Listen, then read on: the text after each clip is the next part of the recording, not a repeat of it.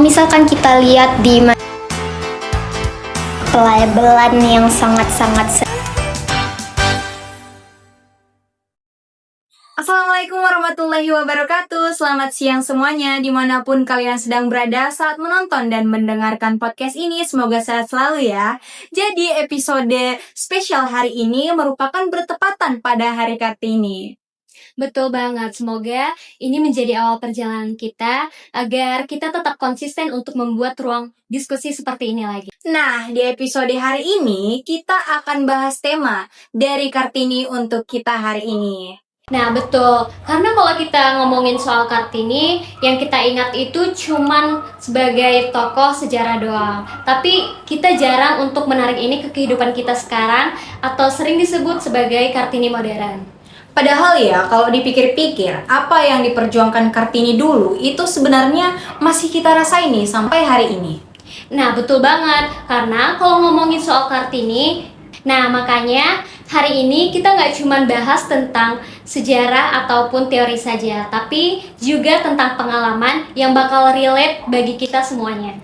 Dan tentunya di sini bukan cuma kita berdua aja, karena hari ini kita kedatangan narasumber yang sangat keren dan nantinya akan menemani kami berdua di sini sharing dan dengar perspektif dari narasumber kita. Betul banget, narasumber kita kali ini cukup keren banget guys.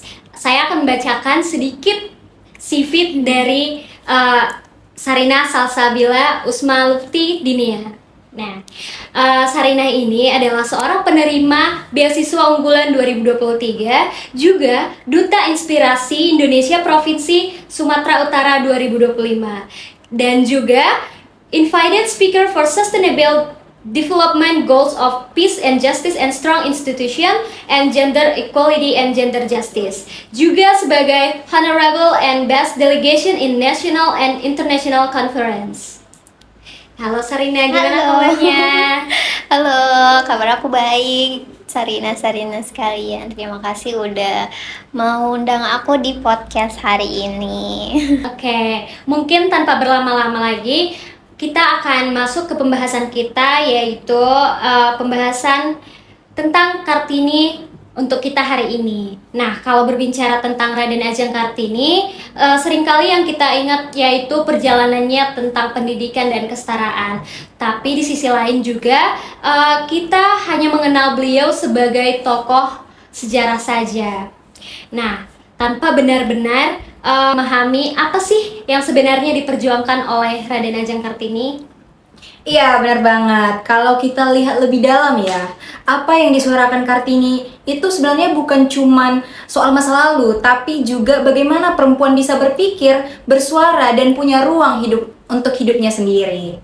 Jadi, kami mau nanya nih, Sar, bagi Sarina sendiri, arti dari Kartini itu apa sih sebenarnya? Apakah Sarina mengartikan ia sebagai tokoh perempuan inspirasi untuk Sarina sendiri atau hal semacamnya, ataupun mungkin ada makna lain yang Sarina rasakan sebagai Kartini hari ini? Oke, pertanyaannya ini based on my experience ya, Sarina dan Bung sekalian yang mungkin bakalan nonton podcast ini serta teman-teman sekalian. Jadi benar-benar based on my experience and what I want to tell this for you guys. Jadi pertama untuk Kartini itu sendiri bagi aku adalah salah satu perempuan atau wanita yang hebat ya teman-teman. Karena kalau misalkan kita lihat di berbagai zaman itu tentu saja banyak sekali wanita-wanita yang hebat.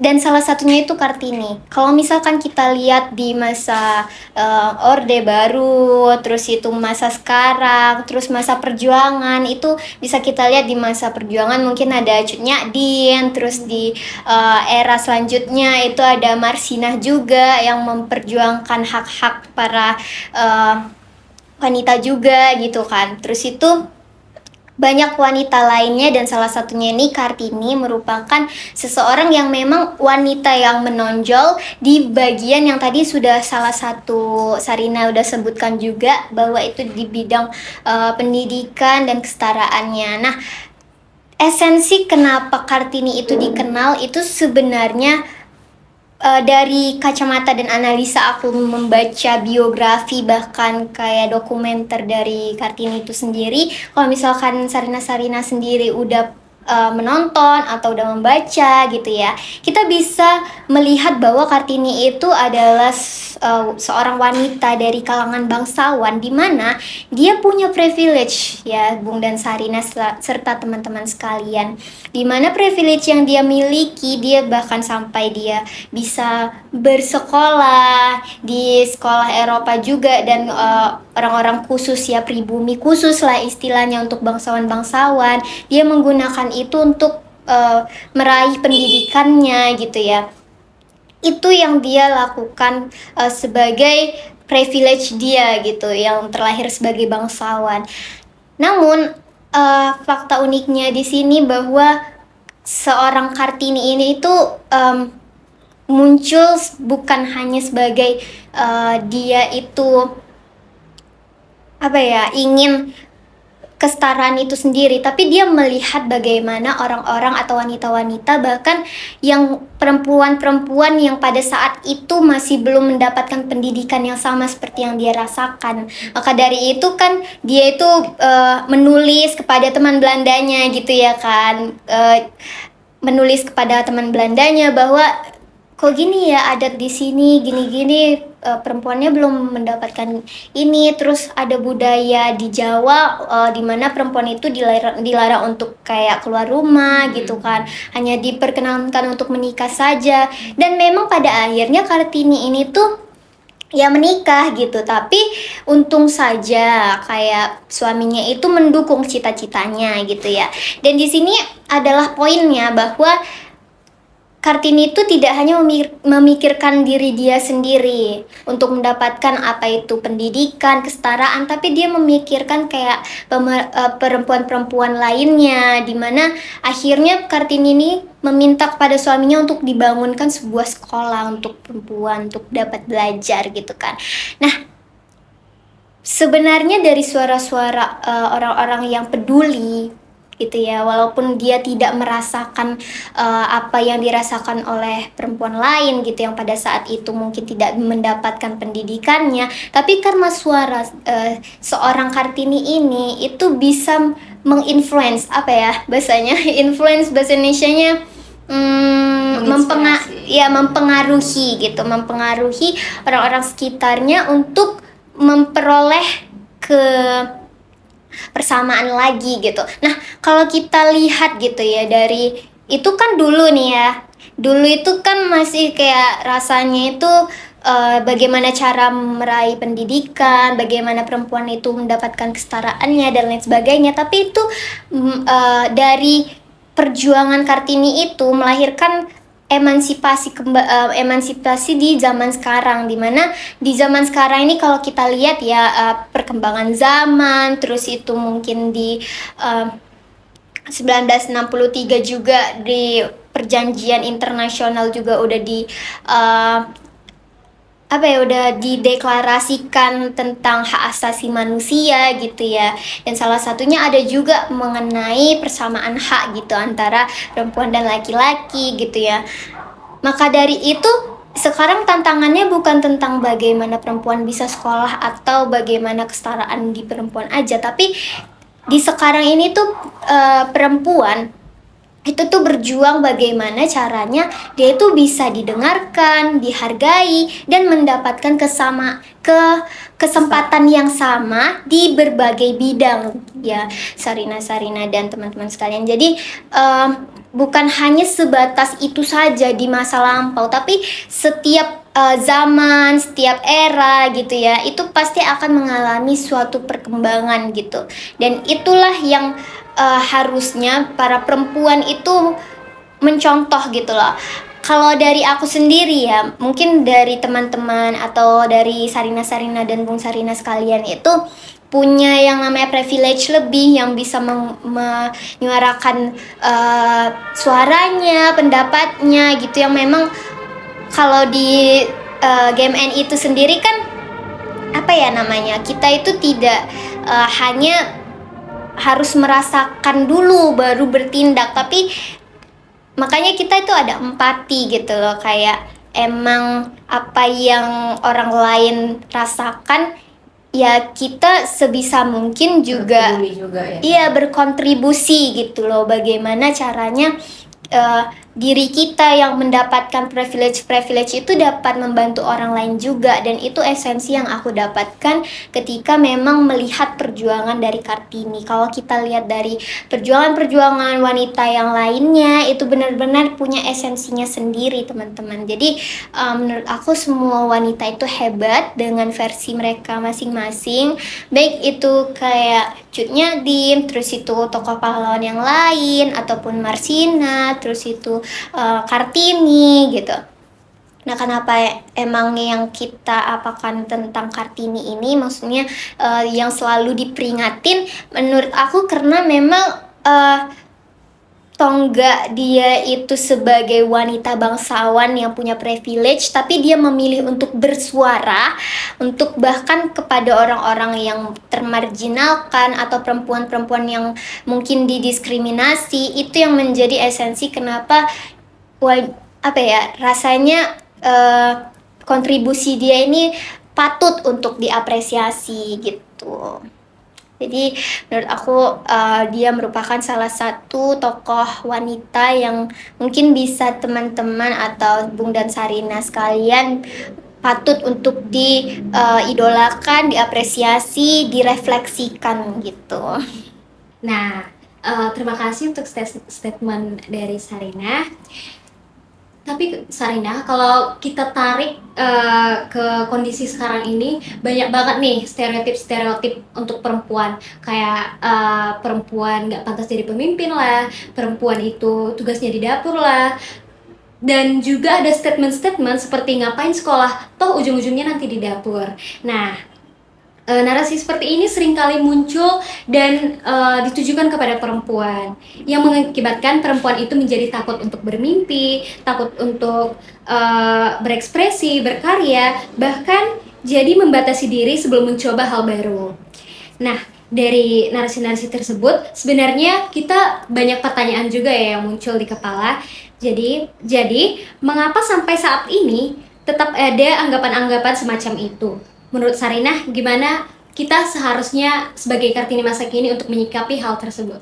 Oke, itu adalah salah satu pelabelan yang sangat-sangat sering para wanita dengar gitu ya kan.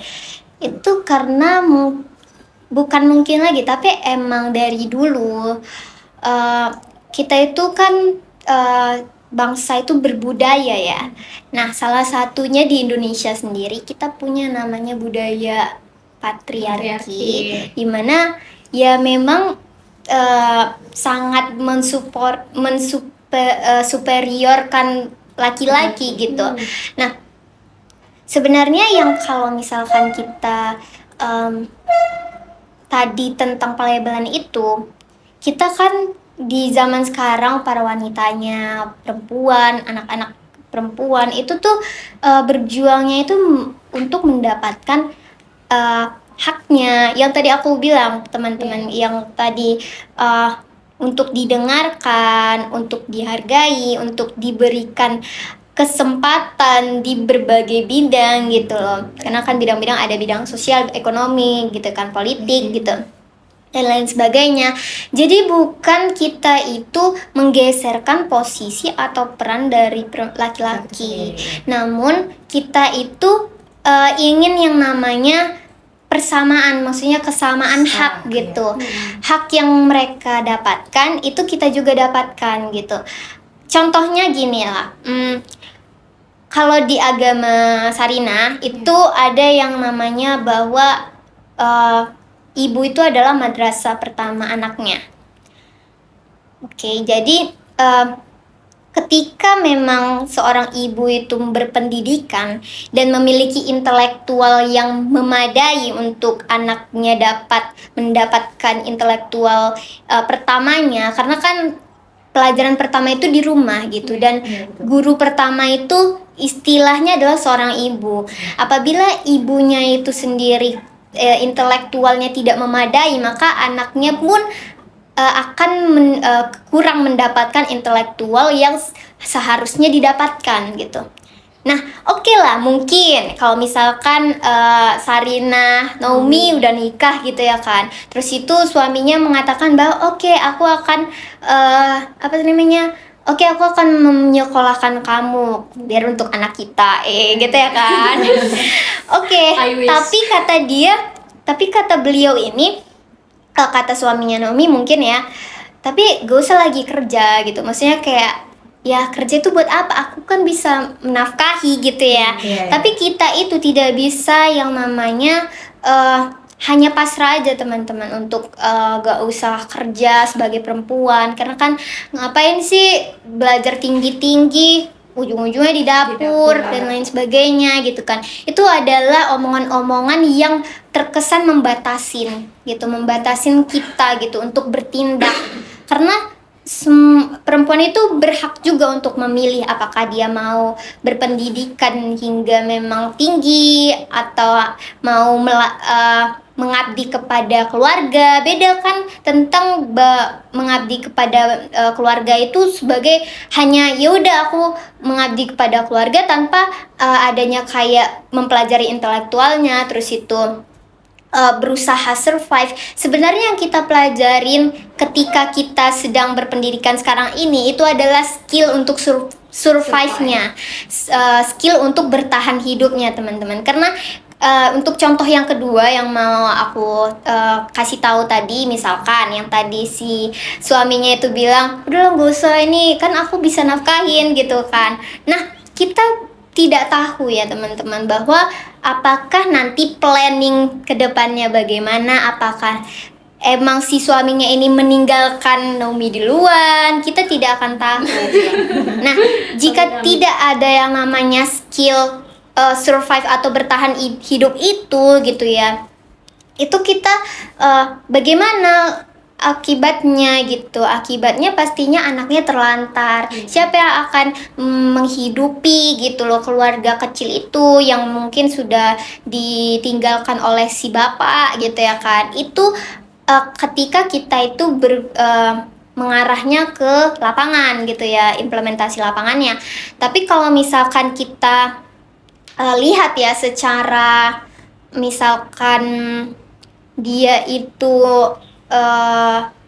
secara hukumnya, kita kan anak hukum, mungkin yang nonton mungkin ada yang fisip, ada yang ekonomi, tapi ini berbicara tentang hukumnya. Tapi ketika kalau misalkan kita tidak memberikan kepastian hukum itu kan dasein dan dasolein, dimana apa yang tertulis itu yang akan apa yang akan terjadi itu juga yang akan tertulis. Maksudnya yang tertulis itu juga yang akan terjadi. Jadi ketika memang Naomi mencuri dan di hukum tertulisnya atau peraturannya itu akan mensanksi Naomi, ya Naomi akan mendapatkan sanksi. Nah, itu merupakan kepastian hukum ya teman-teman.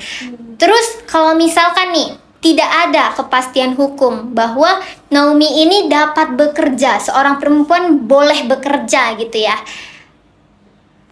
pasti nanti secara implementasinya ketika Naomi mungkin suaminya itu sudah meninggal, terus itu Naominya mau bekerja, mau melamar pekerjaan, akan ada diskriminasi karena tidak adanya kepastian hukum di dalamnya, tidak ada peraturan yang mencatatnya, tidak ada yang melindungi gitu, tidak ada yang memastikan bahwa Naomi bisa mendapatkan haknya untuk bekerja. Itu yang sebenarnya kita sebagai perempuan ini tuh perjuangkan gitu, kepastian dan perlindungan hukum kita, misalkan dari segi pendidikan, dari segi kita memperoleh pekerjaan, terus itu dari berpolitik juga. Makanya selalu ada rentenan hukum-hukum tentang kayak perempuan boleh dalam politik, ekonomi, ini itu, kayak gitu. Karena memang sekrusial itu teman-teman, karena bahkan aja secara tertulis aja bisa beda implementasinya, apalagi tidak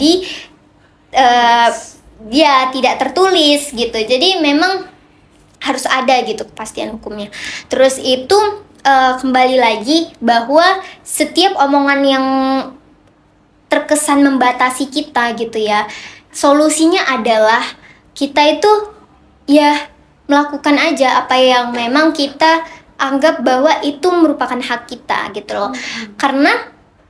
Kenapa ya? Karena kita juga di zaman sekarang, alhamdulillahnya dan bersyukurnya di Indonesia sendiri sudah mengakui bahwa adanya persamaan hak, terus itu kesetaraan, dan perempuan itu memang sudah tercatatkan gitu loh secara hukum tertulisnya bahwa dapat dilindungi, ada kepastian hukum di dalamnya. Jadi untuk perkataan-perkataan yang seperti itu ya sudah, kita juga berhak memilih. Mungkin Naomi mau bekerja itu sebagai healing doang gitu kan, ada ya yang kayak tau nggak sih kayak misalkan nih Naomi udah nikah atau Sani udah nikah, terus itu kayak oke lah, nanti tuh kalian bekerja tapi gaji suami untuk kalian, gaji kalian untuk kalian.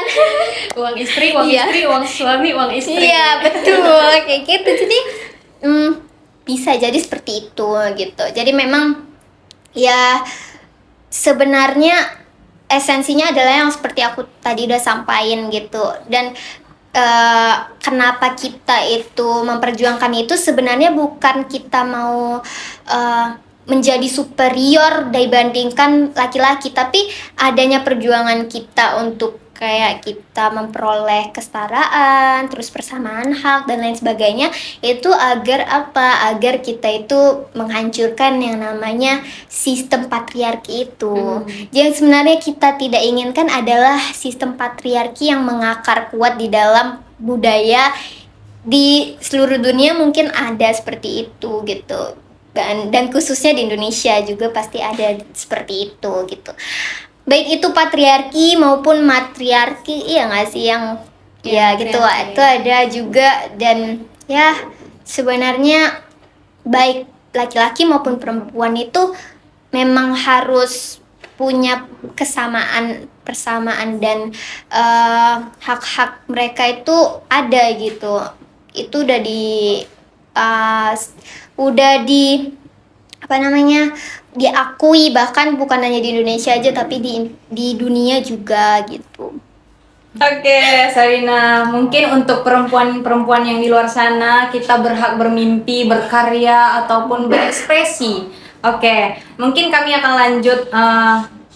Kita kan udah banyak nih Kak ngobrol ya, perihal pernyataan-pernyataan yang sampai ke telinga kita sendiri. Jadi aku mau nanya nih ke Sarina sendiri, punya nggak pengalaman pribadi? Maaf ya, ini mungkin akan mengaitkan ke pengalaman pribadi. Pernah nggak merasa kayak tidak didengar, ataupun pernah nggak di momen ada yang sebelumnya melarang Sarina untuk melanjutkan ke perguruan tinggi sampai saat ini, atau hal semacamnya yang menurut Sarina merasa dibatasi? Pernah nggak, Sar?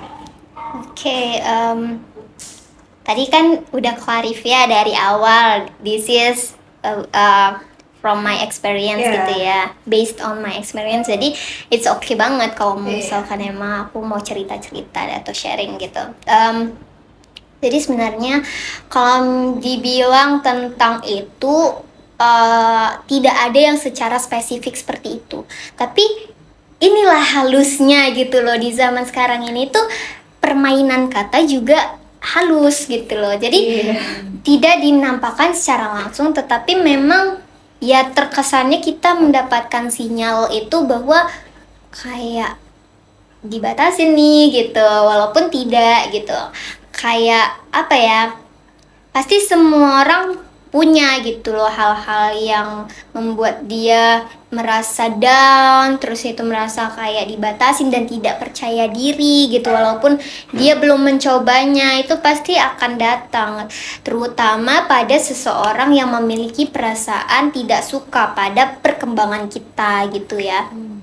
Nah, menurut aku cara yang paling aku lakukan itu adalah ketika mereka ragu terhadap kita gitu ya, kayak entah emang kamu bisa, nah itu lebih kayak gitu sih, lebih gimana ya, lebih ke kata-kata halus yang emang kamu bisa, tapi kalau misalkan kamu capek mending kamu istirahat.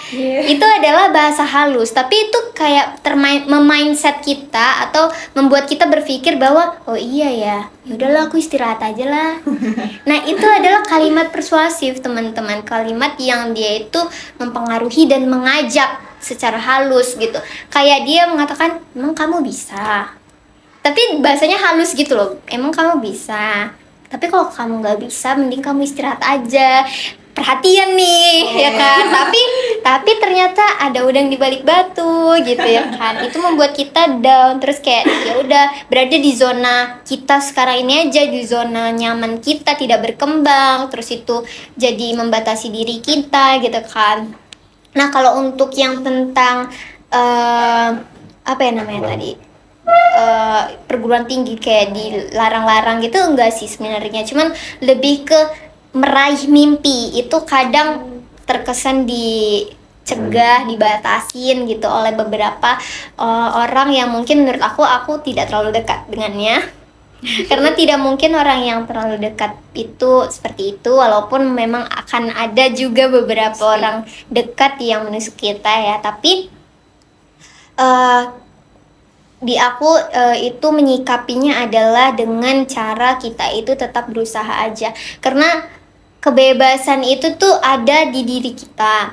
Terus itu dan aku tuh bukan tipe orang yang harus diatur-atur oleh orang lain ketika aku tidak menyukai hal yang diatur itu, kayak tidak suka lah menjadi orang lain yang dia inginkan gitu. Tapi emang sesuai yang aku mau, terus itu passion aku, terus itu apa yang ingin aku capai. Tapi aku mau cerita lebih ke diri sendiri sih daripada orang lain, karena orang lain mungkin menjadi faktor eksternal di mana kita itu terhambat, tapi ternyata faktor yang paling membuat kita itu terhambat adalah faktor internal diri kita. Karena apa? Karena dulu aku tuh orangnya introvert, maksudnya kayak benar-benar tertutup, walaupun potensial ya. Maksudnya potensialnya itu tuh kayak benar-benar kayak entah juara-juara, terus lomba juara gitu dan lain sebagainya yang berprestasi, tapi benar-benar tidak menonjol banget, tidak ter-up seperti sekarang ya kan, kalian tahu lah ya. Terus itu karena ya menurut aku kayak ngapain sih gitu, ngapain sih, aku malu, atau kayak nanti aneh nggak sih dilihat orang, kayak gimana ya penglihatan orang gitu-gitu kan. Karena ya balik lagi, sebenarnya kita itu perempuan itu lemah lembut gitu ya, dan perasa gitu. Tapi kalau kita dikuasai oleh ketakutan-ketakutan, itu yang bakalan tidak membuat kita berkembang.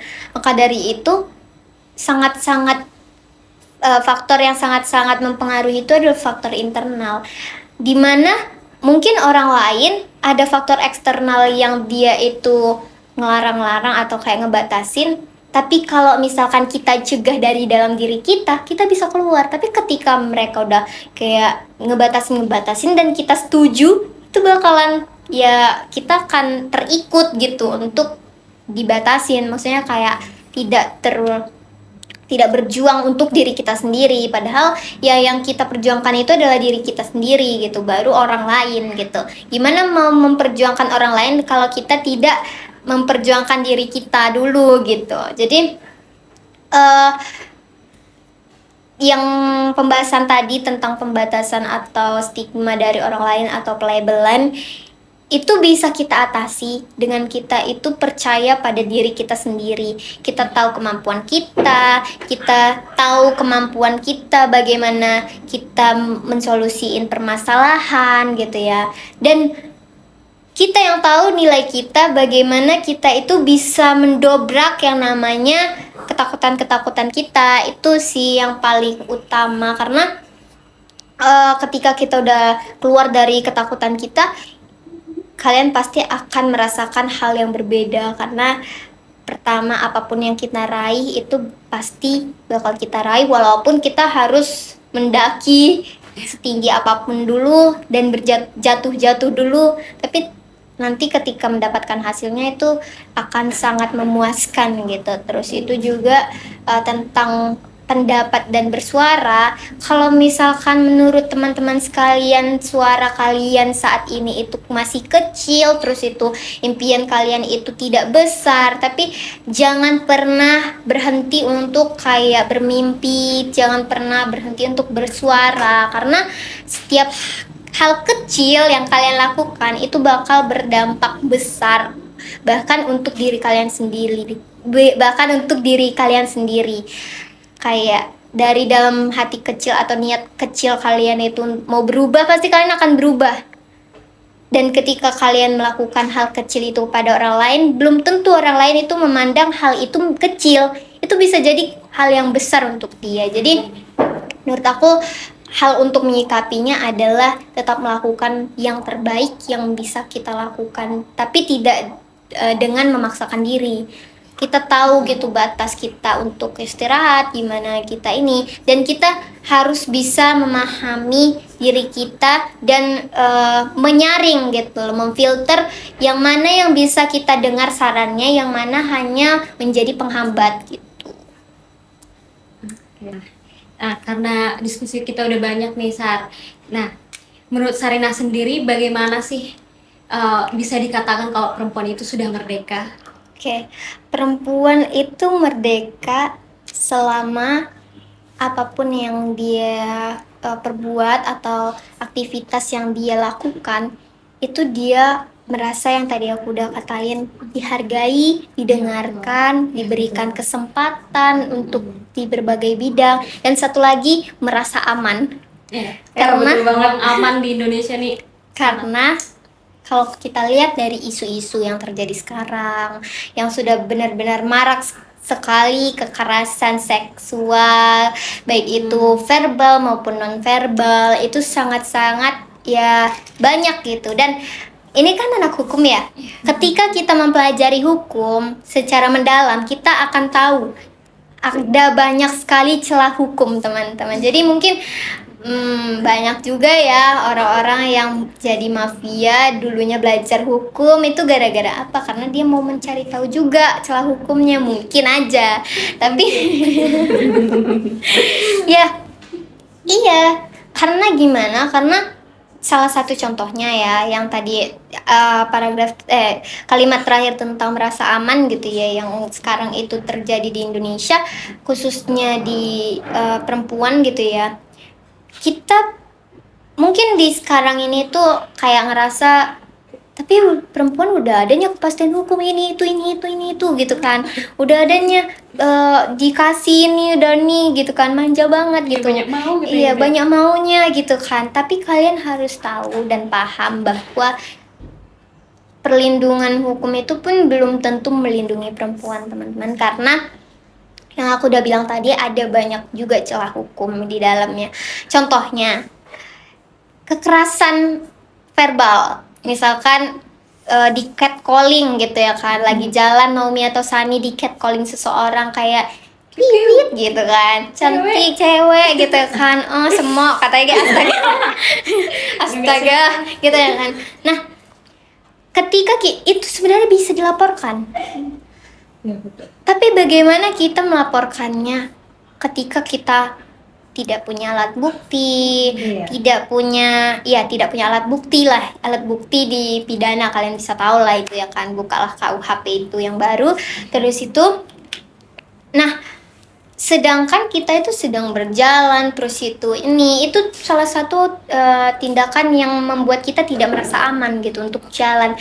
Pernah nggak sih kayak ngelihat meme Instagram yang mengatakan bahwa kayak cewek mau jalan ke warung tapi gara-gara ada segerombolan cowok-cowok balik lagi gitu. Nah itu bisa jadi karena dia takut di catcalling, karena emang belum merasa aman gitu. Bahkan kalau misalkan pulang malam pun masih kayak takut gitu ya kan, diikutin oleh seseorang terus diperkosa dan lain sebagainya gitu kan, karena emang masih belum merasa aman gitu kan. Tapi bagaimana cara kita untuk membuktikannya gitu ya kan? Kalaupun misalkan kebetulan aja Naomi lagi apa namanya, kayak ngerekam suara terus dia catcalling, nanti aku laporin ya, aku ada rekamannya nih gitu kan. Terus itu dia bisa saja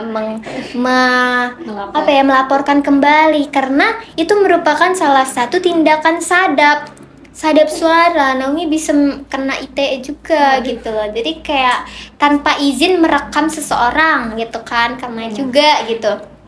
Terus itu ya banyak lah gitu celah hukumnya. Jadi kadang karena hal tersebut itu orang-orang jadi sepele, alah kayak gimana ya, aku nggak bisa ngebuktiin, ya udahlah gitu, udah budaya pun gitu kan. Tapi itu menjadi tetap berlangsung atau kebiasaan yang terus berulang sehingga ya disepelekan gitu, dan kita tetap merasa tidak aman itu gitu kan. Kayak contohnya di baru-baru itu ya kan, di beberapa universitas terkemuka ada yang kayak kekerasan seksual berdasarkan WhatsApp group ya kan, chat gitu ya kan. Kelihatannya emang kayak bercandaan gitu kan, tapi kan itu mengobjektivitas perempuan gitu loh sebagai objek. Bahkan di situ itu, nah, kenapa itu menjadi objektivitas terhadap perempuan itu karena dia secara terang-terangan menyebutkan subjek, menyebutkan keterangannya gitu kan, keterangan di mana si subjek itu gitu-gitu dan lain sebagainya. Itu sudah sangat memenuhi SPOK gitu, subjek, predikat, objek, keterangan gitu. Jadi apa ya, itu sudah dikategorikan termasuk ke dalam unsur-unsur kekerasan seksual. Jadi memang pantas gitu loh. Jadi kenapa bisa dibilang oh udahlah bercandaan dan lain sebagainya? Karena apa? Karena perlindungan di Indonesia itu masih belum melindungi secara absolut gitu terhadap perempuan gitu, dan ya implementasinya itu masih kurang kuat untuk melindungi perempuan dari rasa aman. Jadi dari dulu, dari lahir, perempuan itu pasti akan berjuang untuk memerdekakan diri dia sendiri gitu. Kalau misalkan entah Naomi terlahir dalam budaya yang patriarki, nah itu salah satu. Terus mungkin Sani terlahir di tempat yang marak kemiskinan atau kayak banyak lingkungannya itu menjadi LC gitu, kayak ladies komersial gitu. Terus itu ya, walaupun di apa namanya, di privilege sendiri seperti Kartini gitu kan, menjadi seorang bangsawan, dia tetap saja gitu loh kayak memperjuangkan hak dia untuk pendidikan, terus itu kesamaan gitu dan lain sebagainya. Jadi tidak ada bedanya gitu di setiap wanita dan perempuan di seluruh dunia ketika lahir. Mungkin menurut aku, dan aku bisa menyimpulkan bahwa memang wanita itu sejak lahir itu sangat-sangat berjuang untuk memerdekakan diri dia sendiri. Udah nggak terasa ini diskusi kita ini udah panjang kali ya. Dan mungkin sebagai penutup aku mau minta pesan yang mau Sarina sampaikan nih untuk perempuan lain yang di luar sana, untuk Kartini masa kini yang mungkin masih merasa suaranya belum cukup didengar, Sarina. Oke. Pertama ya, dari semua pembahasan kita itu mungkin ada beberapa poin kali ya yang mau aku jadikan refleksi dan saran untuk teman-teman Sarina sekalian yang mendengarkan podcast kita. Itu yang pertama, janganlah berhenti bermimpi, walaupun kalian itu sekarang ini merasa bahwa mimpi atau impian kalian itu kecil, tapi jangan pernah berhenti untuk bermimpi gitu. Terus yang kedua, kalaupun kalian merasa bahwa suara kalian itu tidak terdengar sekarang gitu, tapi jangan pernah lah berhenti untuk bersuara, karena sekecil apapun ya kedengaran. Enggak lah. Iya betul. Agak-agak biar enggak serius banget. Iya. Karena suara kalian itu tuh apa ya, khususnya lagi untuk orang-orang yang punya privilege ketika kalian memang menyuarakan, apalagi di zaman sekarang yang no viral no justice gitu ya, itu sangat-sangat penting teman-teman, karena suara sekecil apapun itu akan sangat membantu orang-orang yang tidak terdengar suaranya gitu.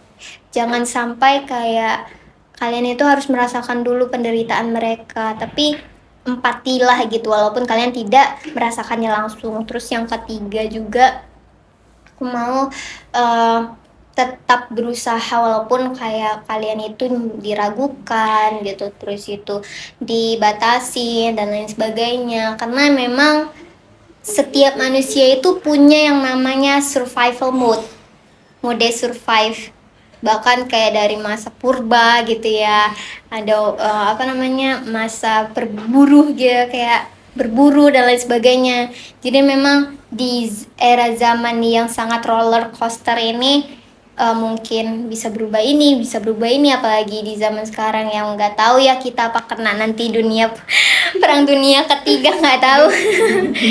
Itu bisa jadi karena masih banyak negara-negara yang menerapkan sih, ada beberapa negara sih yang memang kayak ngerasa bisa memperbudak gitu, walaupun ada konvensi Den Haag dan Jenewa yang mengatur tentang peperangan gitu, nggak boleh sampai diapain gitu ya. BTW aku anak HI ya, makanya ada beberapa kalimat yang masuk perjanjian internasional. Oke. Tapi itu sangat relate karena internasional itu dinamis gitu dan sangat berubah-ubah, dan kita merupakan warga nasional dan internasional. Oke, lanjut yang keempat itu saling peduli, karena support lah istilahnya, woman support woman. Karena kalau misalkan dari kita ini, misalkan Sani takut, terus itu Naomi juga keikut takut, itu akan semua dalam satu kelompok itu tidak akan berkembang. Tapi ketika dalam satu kelompok itu ada secerca lilin gitu yang menghidupkannya, itu akan sumbunya akan terang sedikit-sedikit gitulah, sedikit-sedikit terang gitu, kena apinya gitu ya kan. Dan Menular. iya, jadi kalau misalkan kalian tidak bisa menjadi orang yang bersuara, tapi kalian itu bisa menjadi orang yang membuat orang lain itu merasa aman gitu. Jadi support gitu. Karena gimana ya? Karena ketika mungkin kalian itu ada di beberapa wilayah tidak bisa suaranya terdengar, tapi dengan kalian itu saling jaga gitu ya, itu akan mengurangi dampak yang kayak misalkan entah dampak negatif dari diskriminasi yang kalian alami gitu di sana. Jadi saling jaga itu sangat penting. Karena misalkan perempuan di dalam satu daerah itu ada 50, sedangkan laki-lakinya 3. Maaf. Ini apa ya? Maksudnya berkembang. Ya, itu berlaku juga dengan misalkan laki-laki 50, perempuan 30 gitu. Pokoknya saling jaga dia, semua gender gitulah. Tapi ya, jadi saling jaga itu akan mengurangi dampak dari diskriminasi atau hal-hal negatif yang dilakukan oleh beberapa atau kelompok orang yang sangat merugikan orang lain lah istilahnya. Yang kelima itu tidak boleh yang bersifat apatis, teman-teman. Jangan apatis, dan kita harus empati. Karena kenapa? Ini bukan hanya tentang wanita-wanita saja, tapi ini tentang juga gender dan kemanusiaan lebih tepatnya.